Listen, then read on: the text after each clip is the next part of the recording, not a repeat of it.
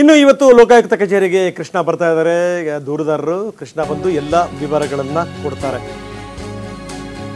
ಲೋಕಾಯುಕ್ತ ಕಚೇರಿಗೆ ಸ್ನೇಹಮಯಿ ಕೃಷ್ಣ ಬರ್ತಾರೆ, ಮನವಿ ಪತ್ರ ಕೊಡ್ತಾರೆ SP ಅವರಿಗೆ. ಅಂದರೆ ತನಿಖೆಗೆ ಸಹಕಾರಿಯಾಗುವಂಥ ಅಂಶಗಳಿರುವಂಥ ಮನವಿ ಪತ್ರ. ನೋಡಿ, ಇಂತಿಂಥ ದಾಖಲೆಗಳು, ಇಂತಿಂಥ ವಿವರಗಳು ಈ ರೀತಿ ಇದೆ. ಇನ್ನು ನಿಮ್ಗೇನಾದರೂ ಬೇರೆ ದಾಖಲೆಗಳು, ಬೇರೆ ವಿವರಗಳು ಬೇಕಾದರೂ ಕೂಡ ಕೊಡ್ತೀನಿ ಅಂತ ಭಾಳ ಹೋಮ್ವರ್ಕ್ ಆಗಿರೋಂಗೆ ಕಾಣ್ತಾ ಇದೆ ನೋಡಿದ್ರೆ.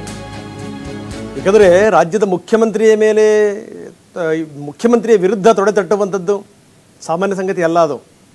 ಹೀಗಾಗಿ ಏನಂದರೆ ಒಂದು ಚೂರು ಎಡವಟ್ಟುಗಳಾದರೂ ಕೂಡ ಮುಜುಗರ ಗ್ಯಾರಂಟಿ. ಹೀಗಾಗಿ ಎಲ್ಲ ವಿವರಗಳನ್ನು ಇಟ್ಕೊಂಡೇ ಇವರು ರಾಜ್ಯಪಾಲರು ಕದ ತಟ್ಟಿರೋದು. ಮೊದಲು ನೋಡಿ, TJ ಅಬ್ರಾಹಂ ಹೋಗಿ ಖಾಸಗಿ ದೂರು ಸಲ್ಲಿಸಿದರು. ಒಂದು ವಾರ ತನಕ ಏನೂ ಆಗಲಿಲ್ಲ ನೋಡಿ ಸ್ವಾಮಿ ಅಂತ ಹೇಳಿ ಅವರು ರಾಜ್ಯಪಾಲರ ಹತ್ರ ಹೋದರು. ರಾಜ್ಯಪಾಲರಿಗೆ ದೂರು ಕೊಟ್ಟರು. ಅಲ್ಲಿಂದ ಬೆಳವಣಿಗೆಗಳು ಶುರುವಾಯಿತು. ಇದಾದಮೇಲೂ ಕೂಡ ಎಲ್ಲೊಂದು ಕಡೆ ಕಾಂಗ್ರೆಸ್ ಯಾಮಾರ್ತು ಅಂತ ಅನ್ನಿಸ್ತಾ ಇದೆ. ಏನು ಮಾಡೋಕ್ಕಾಗಲ್ಲ ಅಥವಾ ಏನೂ ಮಾಡಲ್ಲ, ಇದರಲ್ಲಿ ಏನೂ ಇಲ್ಲ. ಸೊ ಇದು ಸಂಗತಿ. ಇನ್ನು ಬರೀ ಕೇವಲ ಇಷ್ಟು ಮಾತ್ರ ಅಲ್ಲ, ಇಡೀ ತನಕ ಬಂದು ನಿಂತರೂ ಕೂಡ ಆಶ್ಚರ್ಯ ಇಲ್ಲ. CM ವಿರುದ್ಧ 62 ಕೋಟಿ ರೂಪಾಯಿದೇನು ಹಗರಣ ಇದೆ. ಇದಕ್ಕೆ ಸಂಬಂಧಪಟ್ಟಂಗೆ ಸ್ನೇಹಮಯಿ ಕೃಷ್ಣ ಇಡಿಗೆ ದೂರು ಕೊಡುವಂಥ ಸಾಧ್ಯತೆಗಳಿದೆ. ಇಡಿ ಕಚೇರಿಗೆ ಇವತ್ತು ಹೋಗ್ತಾರೆ.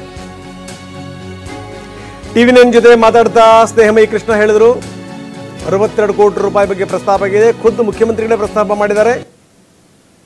ಅಷ್ಟೇ ಅಲ್ಲ, ಇದು ಜಾಸ್ತಿ ಇದೆ. ಇದು 5,000 ಕೋಟಿ ತನಕ ಹೋದರೂ ಕೂಡ ಆಶ್ಚರ್ಯ ಇಲ್ಲ. ಹೀಗಾಗಿ ಏನು ಅಂತಂದರೆ, ನಾನು ಇಡಿ ಕಚೇರಿಗೆ ಹೋಗ್ತೀನಿ, ಇಡಿಗೆ ನಾನು ಕಂಪ್ಲೇಂಟ್ ಕೊಡ್ತೀನಿ, ದೂರು ಕೊಡ್ತೀನಿ. ಇದು ಸ್ನೇಹಮಯಿ ಕೃಷ್ಣ ಹೇಳಿರುವಂಥ ಮಾತು.